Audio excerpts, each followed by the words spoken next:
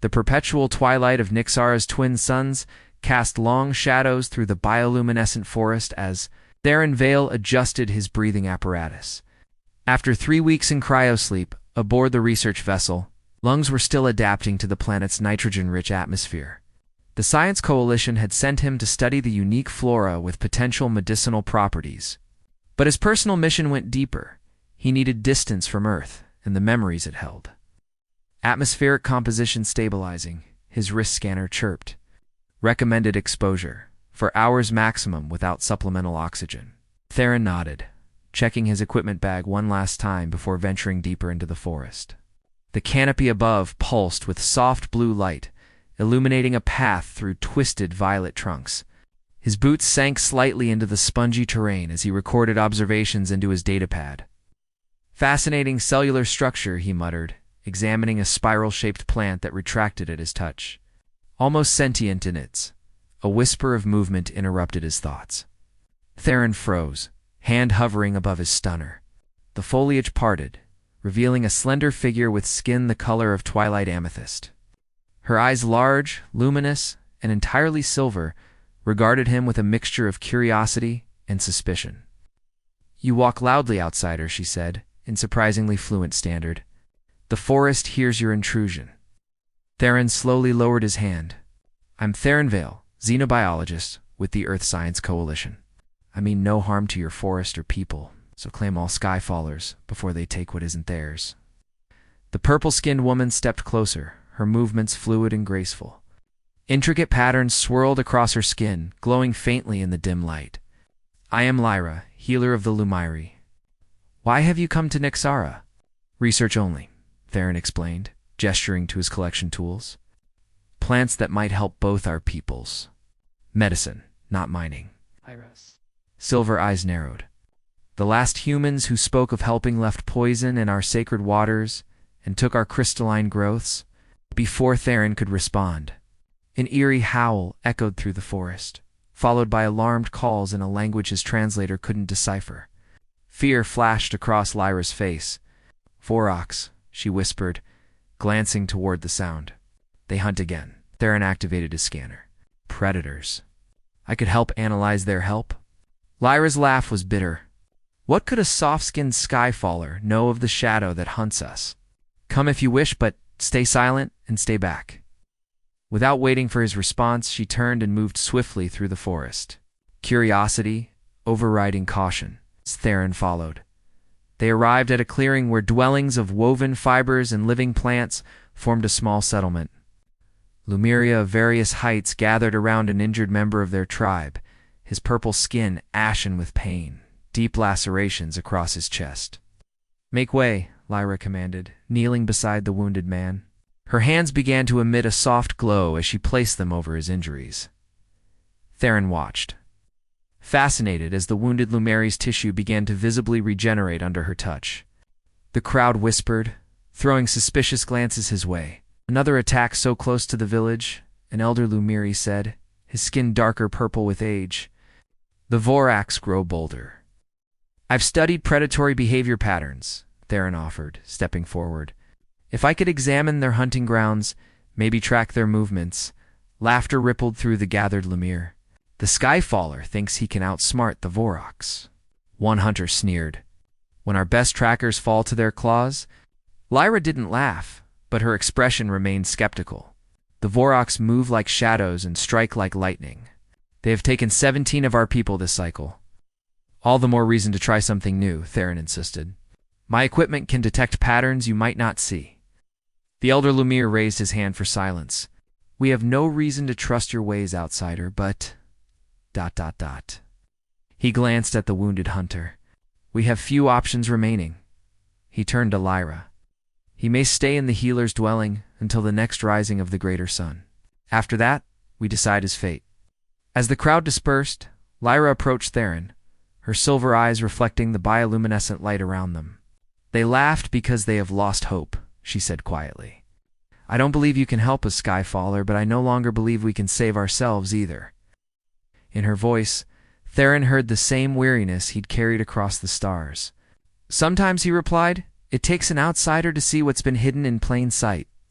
A distant howl cut through the twilight, and Theron saw something he hadn't expected in Lyra's silver eyes. Fear mixed with a tiny, desperate spark of hope. Theron awoke to the sound of soft humming. Lyra sat cross-legged at the center of her dwelling, grinding luminescent plants into a paste. Morning light filtered through the translucent walls, casting purple shadows across her focused expression. "You speak in your sleep," she said without looking up. "You called for someone named Alara." Theron stiffened. "An old wound. All wounds speak to a healer." Lyra's silver eyes finally met his, even those carried across stars. Before he could respond, commotion erupted outside. They emerged to find the village in chaos.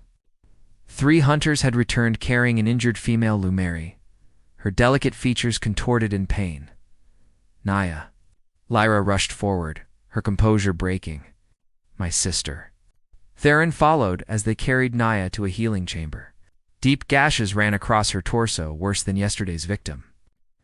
Lyra's hands trembled as they began to glow. "No."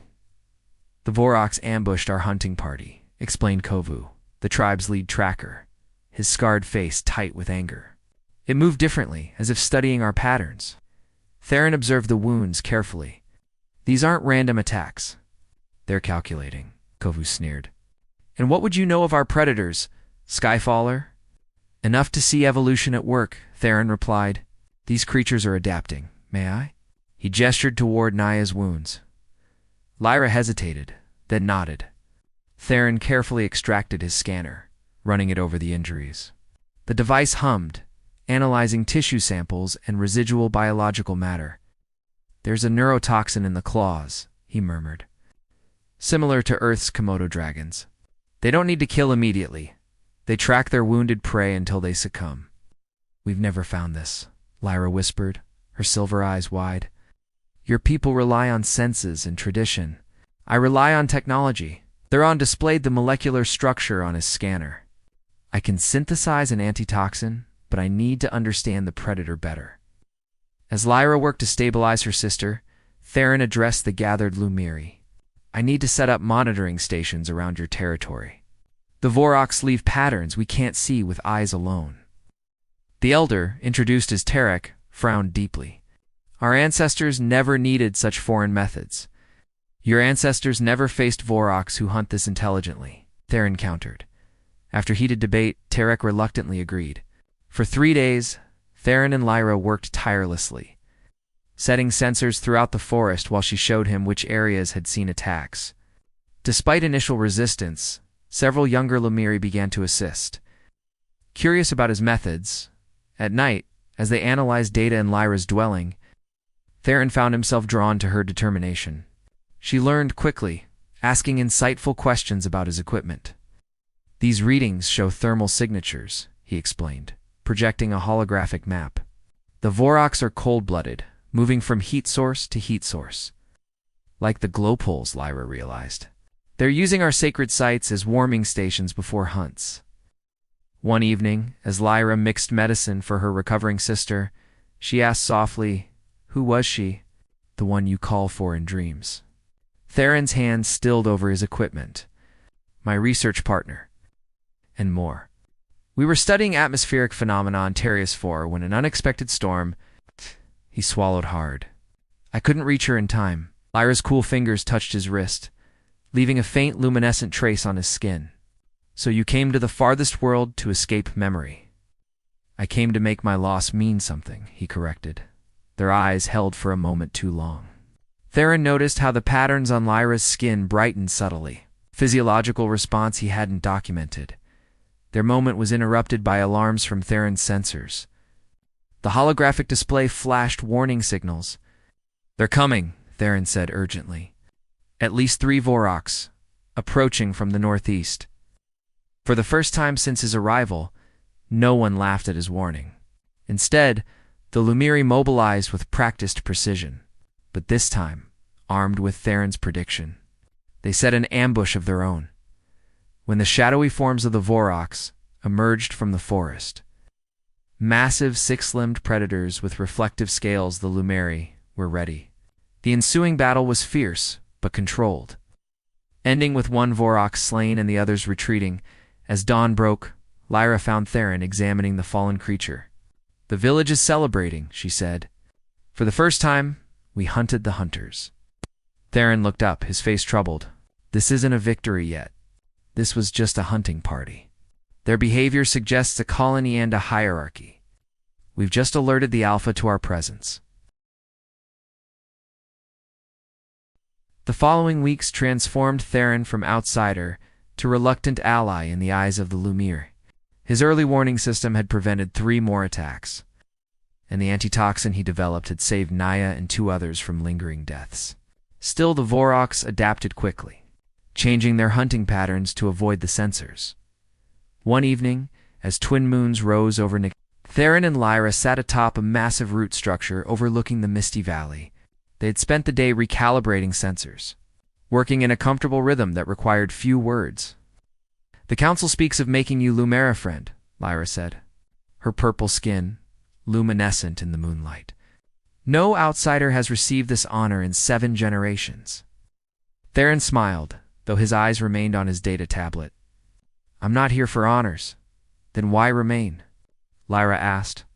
"Your research samples were completed weeks ago." The question hung between them.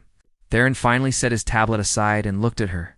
The patterns across her skin had shifted over their time together, forming intricate swirls that he'd come to recognize as expressions of emotion. "You know why?" he said softly. Lyra's silver eyes widened slightly. "It would be ... complicated. Most worthwhile things are?" Theron reached out, hesitating before his fingers traced the luminescent patterns on her arm. Where he touched, the glow intensified. "Our physiologies are different," she whispered, though she didn't pull away. "But compatible in the ways that matter." Theron moved closer. "Your emotions show on your skin. Mine, I have to speak. So I'm telling you, I've found something here I never expected." Lyra's patterns swirled rapidly, a display Theron had never seen. Slowly, she placed her hand against his chest, feeling his heartbeat. "Your second son," she murmured, using the Lumiere term for heart. "It speaks clearly. Under twin moons, their worlds converged." Her touch left traces of bioluminescence on his skin. While her silver eyes reflected stars he'd traveled across to find this unexpected connection, their kiss was tentative at first, an exploration of differences that somehow complemented each other perfectly. When they returned to the village hours later, hand in hand, the knowing looks from Elder Lumiere confirmed what Theron suspected. Their bond was as visible as the patterns on Lyra's skin. Not everyone celebrated their connection. Kovu, the headhunter, watched with thinly veiled contempt. His interest in Lyra had been apparent even to Theron, and the human's acceptance into the tribe rankled him deeply. The outsider bewitches you with his machines. Kovu confronted Lyra one morning as Theron worked with Tarek. "He will leave when he has what he wants. What he wants is to help us," Lyra replied evenly. "And what I want is not your concern." Tension came to a head during a council meeting where Theron presented his most alarming finding. Yet, the Voroks aren't just adapting there. Being driven here, he explained, showing 3-dimensional topographic maps. Something has disrupted their territory to the north. They're migrating south directly through your lands. "Then we must destroy them all," Kovu declared. Theron shook his head. "That's impossible. There are hundreds, maybe thousands. You'd be decimated trying." "So the Skyfaller Council's surrender," Kovu sneered. "The Council understanding," Theron countered. "If we identify what's driving them south, we might redirect them away from Lumiere territory altogether." The Council ultimately approved Theron's plan to lead an expedition to the northern territories with Lyra and 3 hunters, including a reluctant Kovu that night. As they prepared supplies, Theron found Lyra unusually quiet. "Second thoughts?" he asked gently. "The northern territories are forbidden," she explained. "Our ancestral stories speak of great darkness there." Theron took her hands in his. "We'll face it together." The intimacy of the moment deepened as Lyra guided him through a Lumiere bonding ritual, pressing her forehead to his, their breaths synchronizing. The patterns on her skin extended onto his temporarily, a visible manifestation of their connection that left Theron in awe. "My people believe that when paths cross across stars," she whispered, It is because those souls have traveled together before. The next morning, as they prepared to depart, disaster struck. The village's warning system failed, completely sabotaged. Theron quickly discovered. Before they could react, Vorax attacked from multiple directions. In the chaos, Theron saw Kovu's satisfied expression turn to horror as the attack proved far worse than anticipated, as they fought desperately to protect the village. Theron realized with sinking certainty that their expedition would now become a desperate pursuit. The Vorax had taken multiple captives, including Naya, Lyra's sister. The northern territories unfolded before them like a nightmare landscape. Twisted formations of rock and vegetation created labyrinthine passages, while sulfurous pools bubbled beneath a canopy that blocked Nixar's already dim sunlight. Theron's breathing apparatus worked overtime, filtering the toxic pockets of air.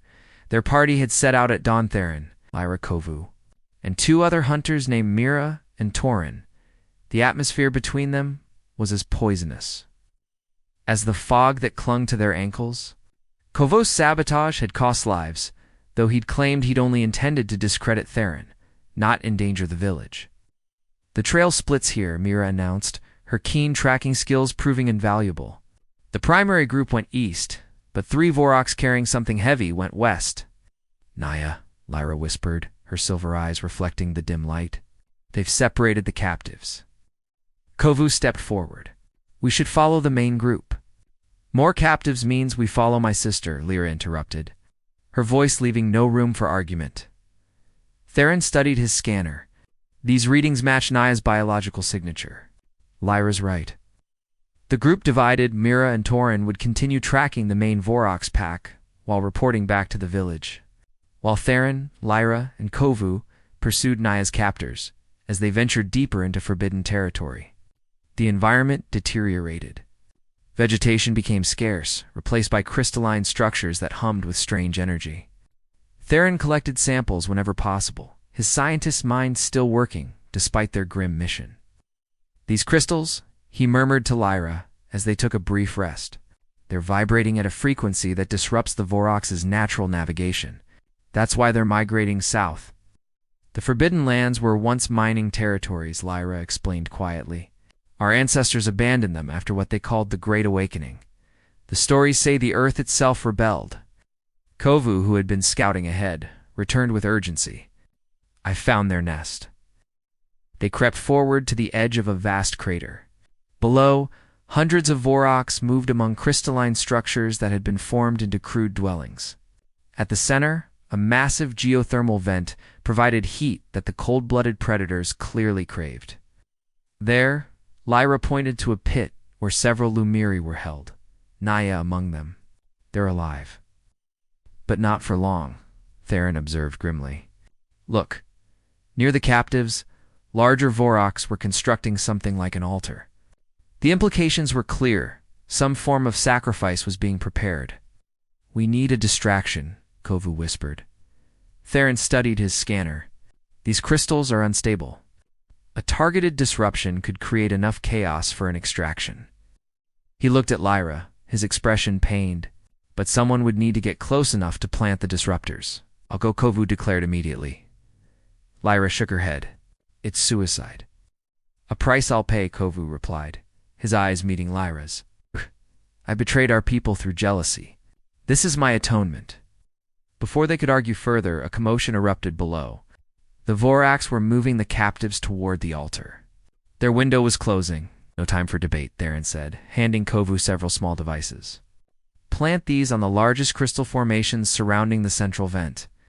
I'll create a secondary distraction to draw their attention north, away from the escape route south.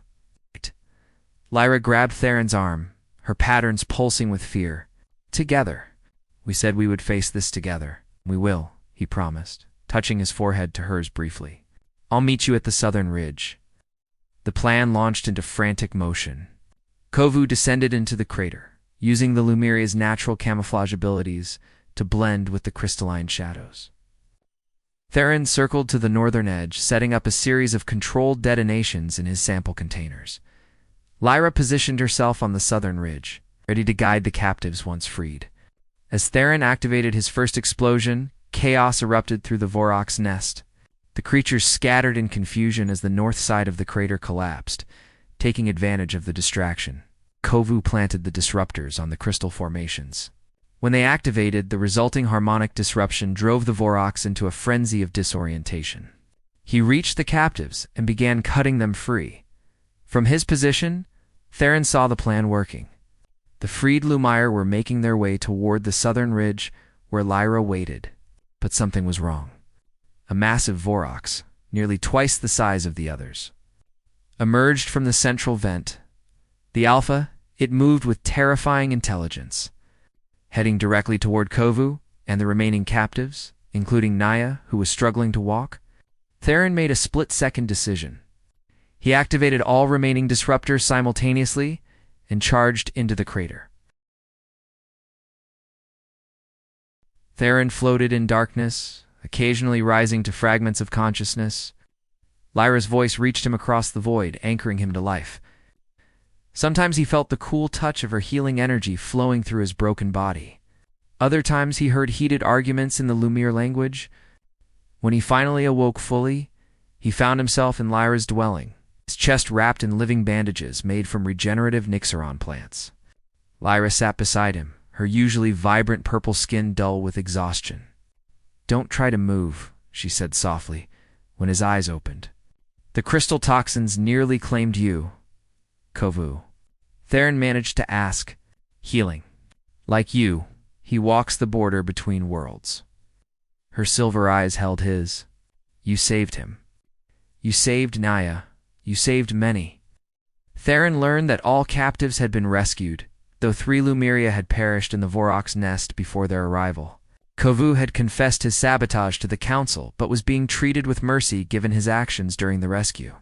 As Theron regained strength over the following days, he and Lyra analyzed the data and samples he'd collected before his injury.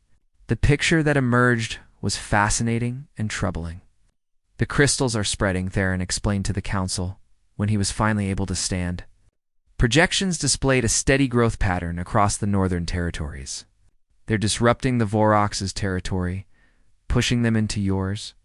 Can we stop this growth?" Tarek asked. "We shouldn't," Theron replied, surprising everyone. "The crystals aren't random. They're following the planet's magnetic field lines, creating a natural barrier. If we redirect rather than resist, we can use this to our advantage." His plan was ambitious: controlled crystal growth to create a natural corridor that would channel the Vorok's migration eastward, away from Lemuri territory and toward uninhabited volcanic plains where the predators could thrive without human conflict. It would mean surrendering the northern hunting grounds permanently, Kovu noted from his own healing bed. "But securing all other territories for generations," Lyra countered. The implementation took weeks of careful work. Theron, Lyra, and a team of Lumiere placed crystal seeds in strategic locations, creating a guiding path for both the crystal growth and the Vorok's migration. As predicted, the predators followed the path of least resistance, their numbers gradually diminishing from Lumeri lands. During this time, Theron's relationship with Lyra deepened beyond what either had imagined possible. Their physiological differences became bridges rather than barriers, each discovery bringing new intimacy. The luminescent patterns that flowed from her touch now lasted longer on his skin, a sign that their biochemistries were adapting to one another. One night, as they lay intertwined beneath Nixara's moons, Lyra traced the now familiar glow patterns across his chest.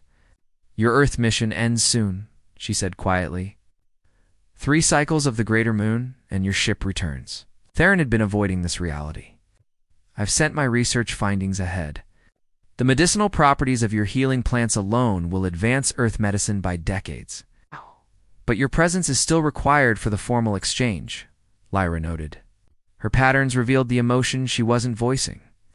"I could return," Theron suggested, though they both knew interstellar missions were rarely repeated. "Or you could come with me.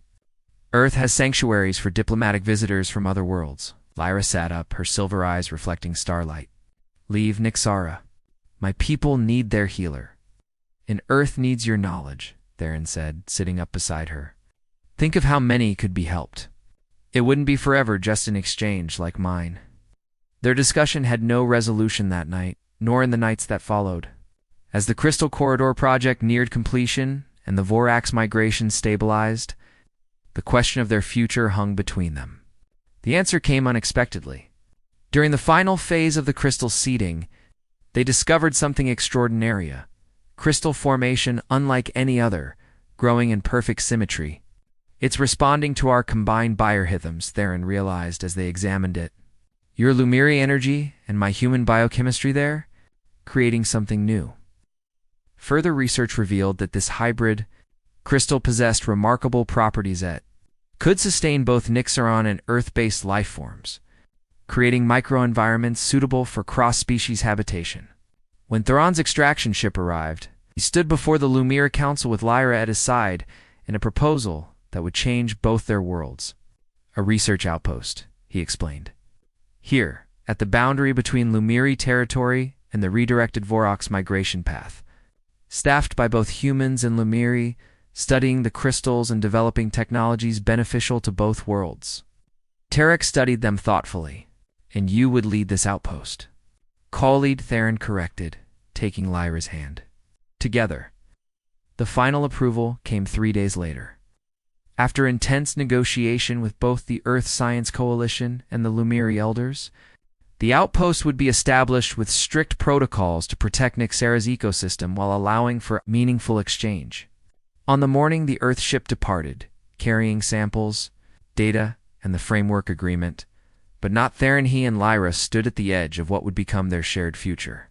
Already, the foundation of the outpost was taking shape, incorporating both human technology and living Lumiri architecture. They laughed when I first offered to help, Theron reminisced. Watching Lumiri and the few human scientists who had chosen to remain working side by side, fear often disguises itself as mockery, Lyra replied. Her patterns flowing in the complex swirls he now recognized as contentment. But courage reveals itself through persistence. In the distance, the crystal corridor glimmered, channeling the once threatening Vorax safely away from conflict. Beyond it, the twin suns of Nixara rose, casting their perpetual twilight across a world where boundaries between species, between worlds, between hearts, had proven more permeable than anyone had imagined. Kovu approached them, his arms still in a healing sling. He had volunteered to help monitor the Vorax migration, his understanding of the predator's behavior proving valuable. The first mating pairs have established territories in the eastern plains, he reported. The alpha we encountered leads them. Oh. Life finds its balance, Lyra observed. Sometimes with a little help, Theron added. That night, beneath alien stars that had become familiar, Theron and Lyra completed the formal Lumiri bonding ritual. Their hands pressed together, purple against pale, as the luminescent patterns flowed between them in an exchange visible to all. The patterns on Theron's skin, once temporary, now remained a permanent mark of adaptation, of connection across stars. In your Earth stories, Lyra asked, as they stood surrounded by both their peoples, what happens after the monster is defeated? Theron smiled, touching his forehead to hers in the gesture that had become their most intimate connection. The ending's always the same, he whispered. Those who face the darkness together find light in each other. And they live? Just live? She asked, silver eyes shimmering with amusement. Extraordinarily, he amended, as the hybrid crystals around them pulsed in harmony with their synchronized hearts, illuminating a path neither had imagined when their worlds first collided.